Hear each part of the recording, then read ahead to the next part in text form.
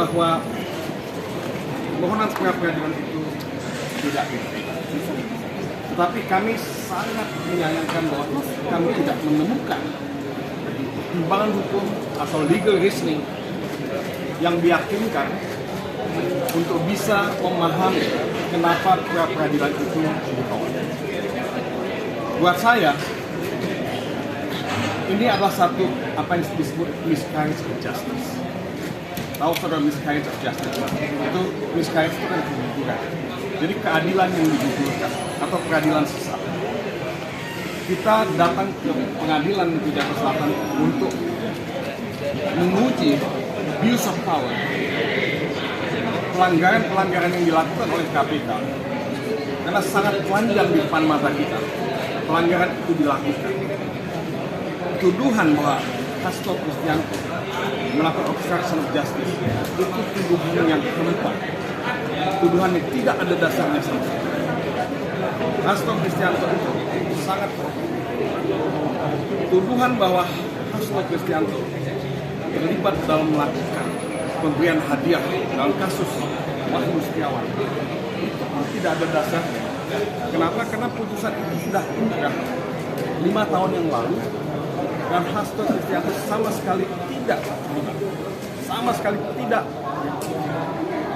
disebut sebagai pihak yang memberikan atau memfasilitasi suatu. Jadi dua hal ini yang kami harapkan sebenarnya mendapat perhatian dan legal reasoning yang kuat dari hakim tunggal yang memeriksa perkara ini. Tapi apa dikata, kita mendapat putusan yang dangkal.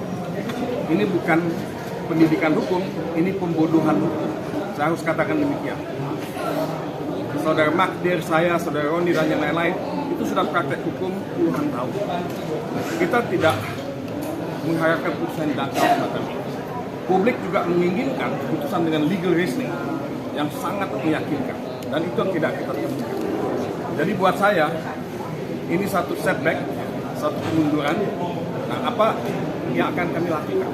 Mungkin saudara Magdir Ismail akan menjelaskan apa yang akan kita lakukan. Tapi this is not the end. This is not the end. Perjuangan untuk menegakkan hukum dan keadilan adalah kewajiban yang ada pada pundak kita semua. Dan kita akan melakukan apa yang bisa kita lakukan. Tapi apa yang akan kita lakukan, ini kita akan rumuskan dan diskusikan bersama lagi. Terima kasih. Terima kasih semuanya. Saya kira pertanyaan pokok sebenarnya yang harus kita ajukan kepada hakim tunggal ini, apakah di dalam proses pra peradilan itu ada larangan yang secara hukum bisa melarang orang menguji dua penetapan tersangka dalam satu permohonan? Tidak ada apapun. Kalau dalam praktek hukum pidana normal, kita kenal secara teoritis apa yang kita sebut dengan penggabungan perkara. Ada kumulasi subjektif, ada kumulasi objektif. Artinya apa? Seharusnya ya, permohonan ini kalau misalnya memang mau menyatakan tidak dapat diterima karena alat buktinya katakanlah tidak cukup, saya kira mestinya itu yang dijadikan dasar di dalam pertimbangan. Ada 7 ahli hukum pidana yang sudah dihadirkan. Semuanya menerangkan dengan lugas dan jelas bahwa penetapan tersangka itu harus ada terkait dengan pasal-pasalnya, itu harus ada korelasinya dengan pasal yang dipersangkakan.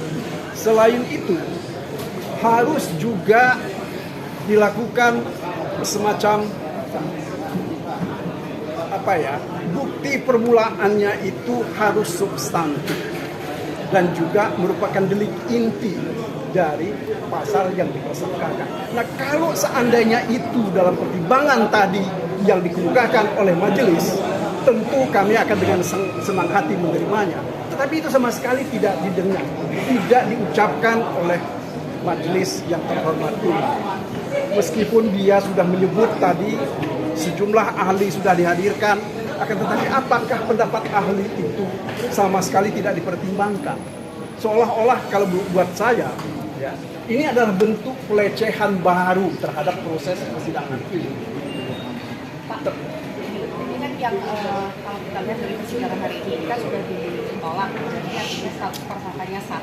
Kira-kira secara hukum masih akan ada upaya yang dilakukan lagi nggak dari kubu? Saya kira begini, ini yang mesti dibuat keliru dulu ya.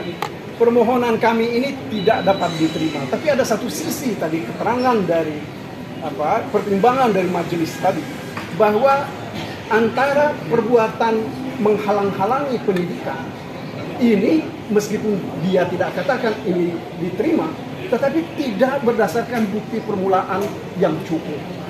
Bahkan ini berdasarkan bukti-bukti yang lain yang tidak ada sangkut pautnya dengan perkara ini. Nah ini ambigu, ya, yaitu seperti kata Bang Mulya tadi, ini adalah bentuk pembodohan baru, ya, dari putusan dan dari proses peradilan kita ini. Saya kira apa yang hendak kami lakukan tentu dalam minggu depan pasti kami akan sampaikan kepada kawan-kawan. Kami akan terbuka apa yang hendak kami lakukan. Apakah akan kami ulangi lagi dengan mengajukan 2 permohonan? Tentu nanti kita akan sampaikan. Sebab sekali lagi kami tidak melihat apa yang disampaikan oleh majelis hakim ini tidak mencerminkan apa yang dia kehendaki di dalam persidangan pertama. Yang dia menghendaki ada pergulatan intelektual, perdebatan intelektual dalam persoalan ini. Tetapi dia memutus dengan cara yang nggak jelas ya bagaimana caranya menilainya. Apakah itu intelektual atau tidak. Tetapi saudara-saudara bisa mendengar pertimbangan tadi tidak punya alasan. Alasannya teknis dan administratif. Sebenarnya ini tidak sepatutnya itu dilakukan. Saya kira. Artinya penegasan aja Pak, sikap dari kubu Mas Hasto membuka opsi untuk mengajukan 2 laporan ya Pak. Itu salah satu di antaranya yang kami pertimbangkan. Ya. Tapi ini juga tergantung dengan Mas Hasto.